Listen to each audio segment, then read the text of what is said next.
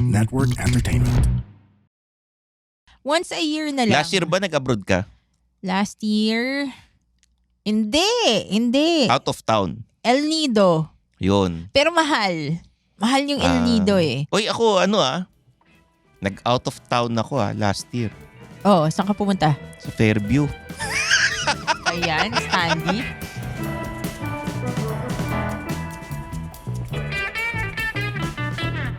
Mga Immortal, welcome to the Underpaid Podcast. I'm your host, Stanley Chi. Ito ang podcast na pro-employee para sa mga Immortal wherein we talk about work-related topics in a light manner na parang nagkukwentuhan lang tayo sa pantry. In this episode, pag-uusapan natin downgrading your lifestyle as an employee or a freelancer. And kasama ko ang aking co-host si Zar De Los Reyes, CRSP ang inyong career coach and Upwork expert. Zar, kumusta ka na? Okay naman. Oo. Downgraded yung lifestyle. Bago natin simulan, like and subscribe to the Underpaid Podcast on Spotify and Apple Podcast.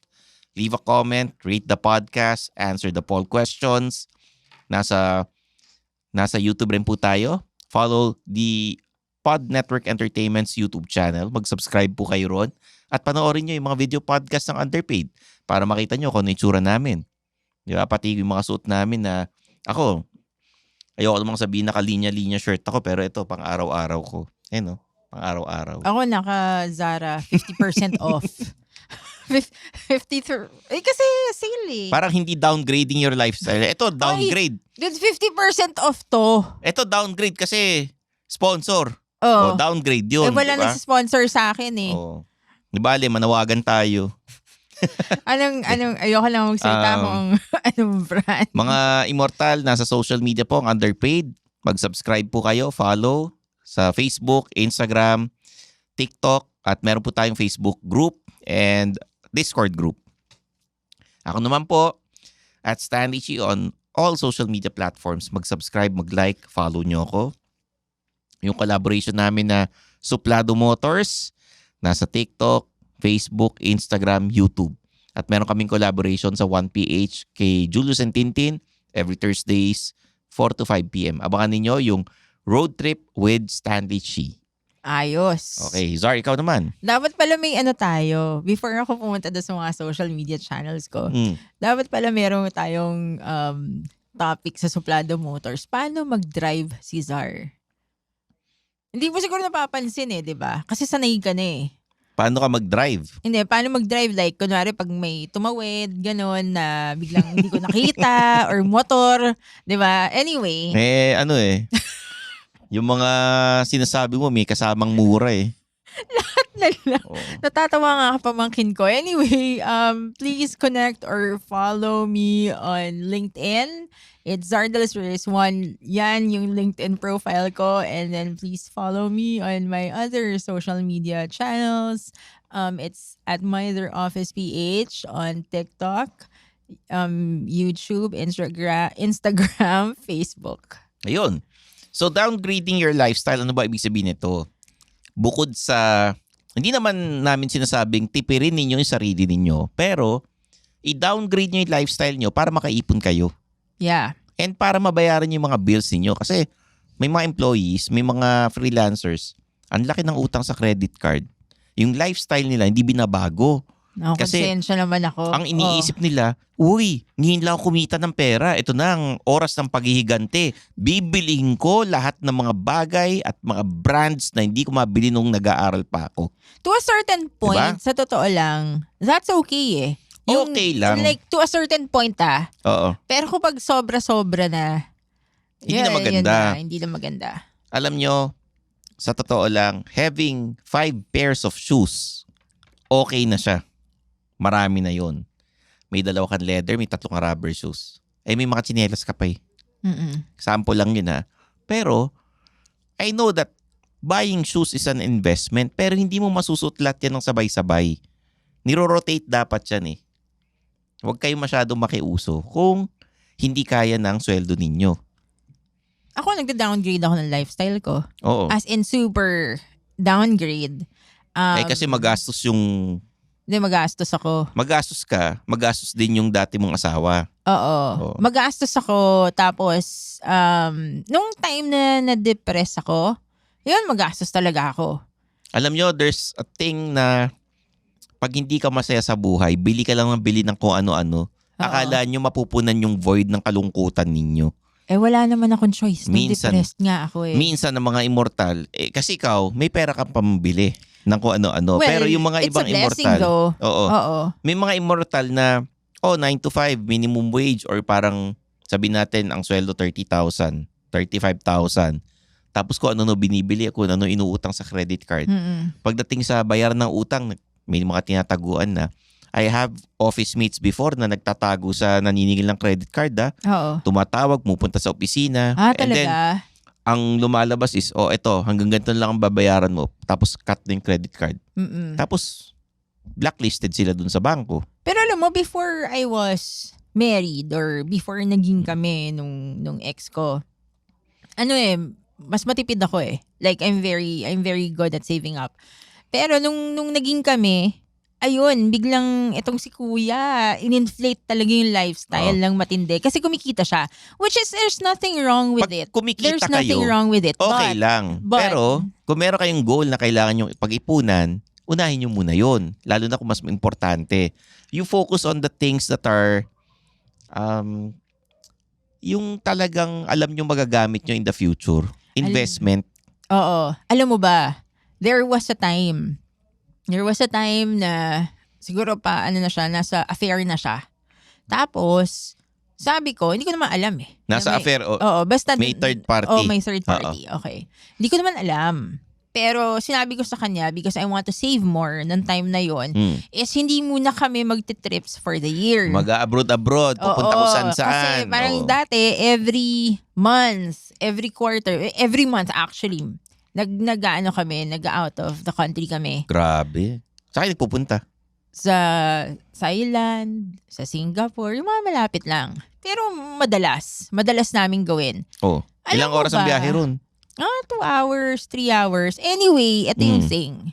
Alam mo, nalaman ko lang after a few months nung sinabi ko yung rule na yun, na umiyak pala siya sa nanay na. Kasi hindi daw kami nagtitrips. Bata ba tong asawa mo dati? Alam ba yun? Parang ako sa to lang. Gusto ko lang makabili ng, kasi may mga binabayaran. Ano ba yung gusto nyong bilhin nun? Ano ba pinag-iipunan nyo nun? Ayaw nga niya eh. Ano nga? Yung house, may house kaming, may lupa kaming binabayaran. Ano may pa? condo, ganon. Tapos gusto ko mas mag-save up. And then malalaman mo after, alam mo nung time na yon, parang ako, sa totoo lang kasi after a certain period, nalaman ko na yung tukol sa affair eh. After nun, parang inisip ko, ako pa may kasalanan kasi nirestrict ko siya. Kasi... pero ngayon na okay na ako, parang okay ka lang, umiyak ka. Umiyak siya dun sa nanay niya kasi hindi kayo nag-a-abroad. Sa nanay mo dahil hindi tayo nagtitrips, dahil feeling mo restricted ka. Hanep talagang... Ibang klase. Ibang klase. Iyakin yung asawa mo, no? Oo nga. Anyway. Yan ang isang example ng magastos na at saka ito pa. Partner. Ito pa, ang dami kong reklamo dyan. Ano? So, yun lang ako nag-reklamo. Sige, ano yun? Pag pumipili ng hotel, gusto niya 5-star. Bakit? Tapos pag hindi 5-star ang binook ko, nagagalit siya or tinatanong niya ako bakit hindi 5-star. Bakit nga ba? Ewan ko sa kanya, gusto niya 5-star eh. Kasi, alam nyo, hindi naman sa pagiging kuripot. Pag nag-abroad kayo, pumunta kayo sa ibang lugar, yung hotel, tutulugan nyo lang. Lalagyan nyo ng mga gamit. At saka hindi makailangan 5-star eh. Nasa labas lang naman kayo all the time, di ba? Ako naman hindi ako nakikipag-argue kasi nakaka-benefit rin ako nun. I mean, pero the thing is, ang maganda sa kanya, kapag gusto ko mag 5-star, hindi siya nagreklamo, di ba? Kasi gusto niya yun eh. Pero pag feeling ko na mag-downgrade ng hotel, ayaw niya.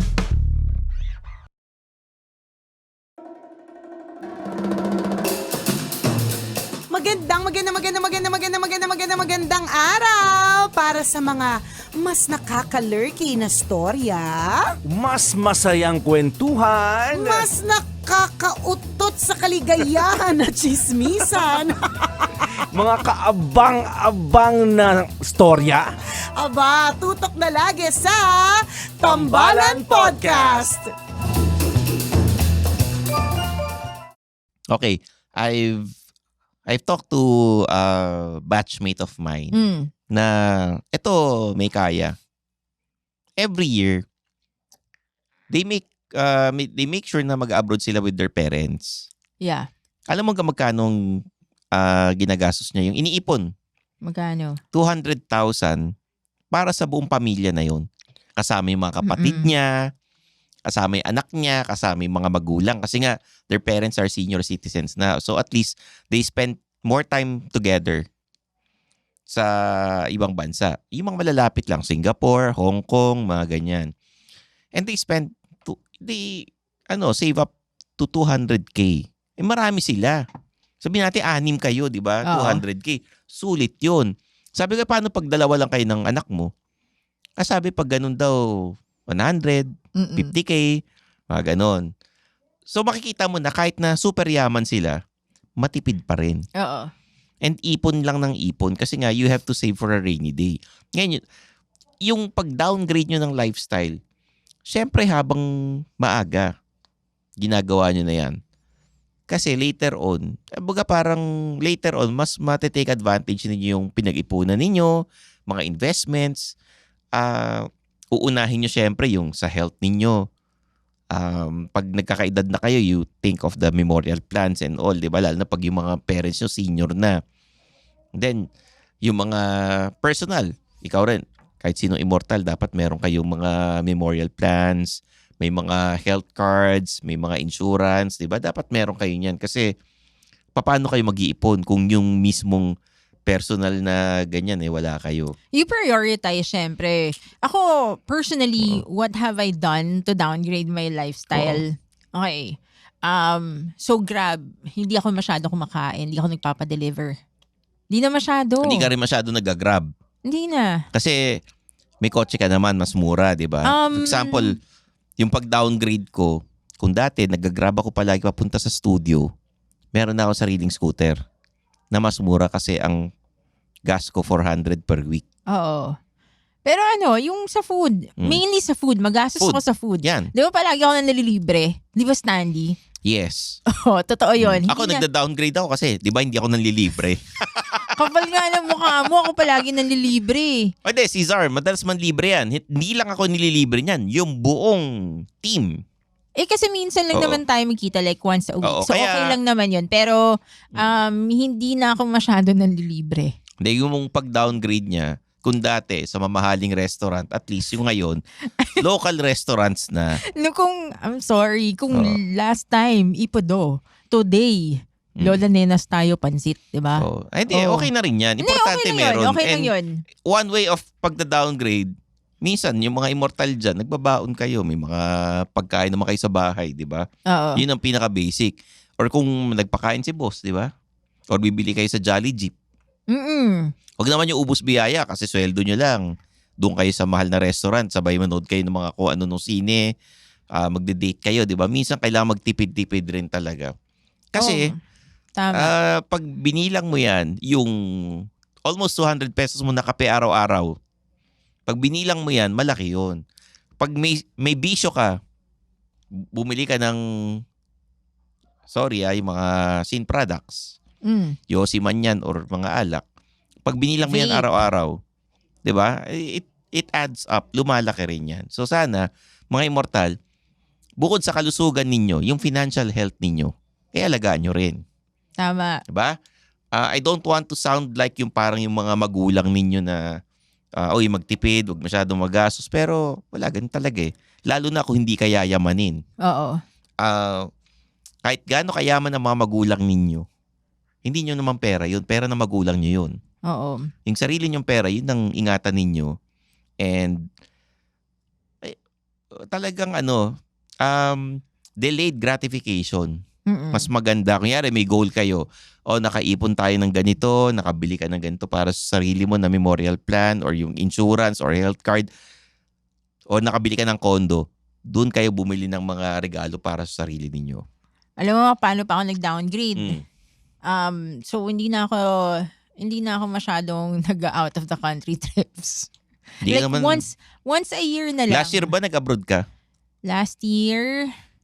Hindi. Out of town. El Nido. Yun. Pero mahal. Mahal yung El Nido eh. Uy, ako nag-out of town ako last year. Oh, saan ka pumunta? Sa Fairview. Ayan, Stanley. Sa Fairview, oo. Pero more on domestic trips. Tapos yung domestic trips, very short. Like mga 1 to 2 nights lang. Ganon. Hindi na ako katulad ng dati na 1 month sa Thailand, for example. Plus, hindi na ako bumibili masyado ng mga clothes. Kung napapansin mo dito sa Underpaid Podcast, pare-pareho lang naman suot ko. Kasi po, Ano? per recording day, 4 na episodes po Pero nire-record hindi, namin. tingnan mo. Check mo sa isang taon. Tingnan mo kung ano lang suot ko. Pero bumili ako ng bagong damit kasi Zara sale. So bumili ako ng bagong damit. Kaya nga bago. Pero ito, may kita niyo yan rin for 1 year to. Ganon. Yun. O, diba? So sana sa mga immortal dyan, downgrade your lifestyle, mag-ipon kayo at alagaan ng inyong kalusugan kasi magastos ang health eh. Paano pag sinabi sa'yo, wala naman ako i-downgrade? Wala siyang i-downgrade dahil Kasi mababa na yung sweldo. bababa na yung sweldo niya. Oo. Okay. Anong advice mo? Think of ways na mag-ipon. So, dapat baliktad. So, kung feeling mong hindi mo na mada-downgrade yung lifestyle mo, then maybe it's time to upgrade it a bit. Upgrade na yung sweldo You add more sources of income. Tama. Then papasok yung mga side hustle ninyo. Minsan Oo. nagbebenta kayo ng gamit na hindi nyo na kailangan or may mga services ka na ino-offer na pwede mong ibenta tulad ng pagiging isang virtual assistant, pagiging isang consultant, di ba? So, increase mo yung income mo, pero Oo. keep the lifestyle na lang. Oo. Eto, share ko lang bago matapos yung episode. Oo. 5 taon na ako natira dun sa bahay.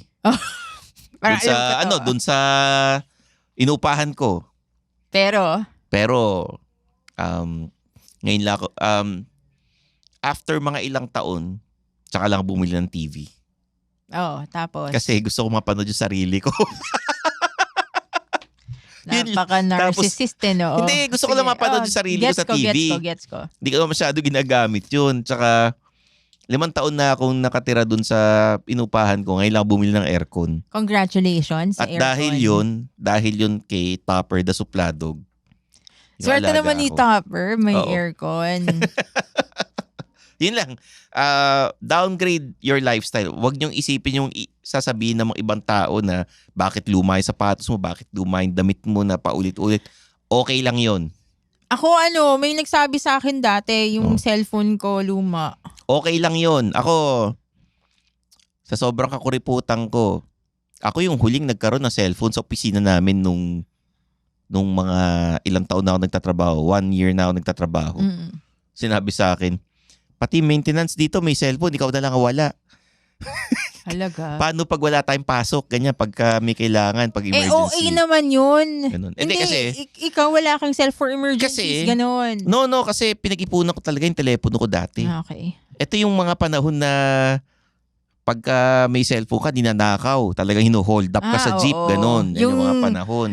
Ako, nagtrabaho ako Kainitan. sa Burger King para magkaroon ng 6150 Okay, ako 6210. talaga. Yun yung una kong cellphone, yung wala antena na manipis. Na hinold up ako sa jeep, sa harapan. Tinutukan ako ng ice pick. Ano nangyari sa'yo? Di syempre, binigay ko. Alam naman, lumaban pa ako, di ba? Papasok ako sa opisina noon. Pero yun, downgrade your lifestyle, wala namang masama, mga immortal. At least, delayed gratification, pag tagal-tagal, mas ma-appreciate nyo. Pero treat yourself din. Oo. Hindi naman yung super downgraded Oo. ka, wala ka ng... Yung susunod na episode, Masyado. i-upgrade nyo yung lifestyle. Kasi nga ito, puro magtipid eh. Ito, magkakaroon ako ng episode na in-upgrade ko yung lifestyle ko. yung aircon Para naman, mo para namang fair tayo sa mga listeners. Ha? Oo. So there you have it, guys. For Zard de los Reyes, I'm your host, Stanley Chi. This is the Underpaid Podcast.